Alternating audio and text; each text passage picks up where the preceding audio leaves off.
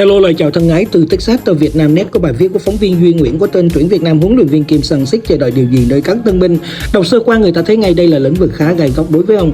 Fan hâm mộ thường biết đến thầy Kim hình ảnh của một huấn luyện viên có tâm có tài. Ông luôn tìm cách trao cho các tân binh những cơ hội trải nghiệm và coi đó là hướng đi cơ bản trong việc tạo ra những thế hệ cầu thủ rường cột tương lai. Tuy nhiên lần này tại khuôn khổ vòng loại bảng F Cúp Châu Á 2027, thầy Kim liệu có dám mạo hiểm trao cho các tân binh những cơ hội vàng ròng khi giao đấu với tuyển Malaysia, hay ông bắt buộc phải cẩn trọng hơn với các tân binh? Trường hợp Đình Triệu, Ngọc Tân, Văn Vĩ, Hai Long và Vĩ Hào đã qua một mùa bóng ta không nói đến.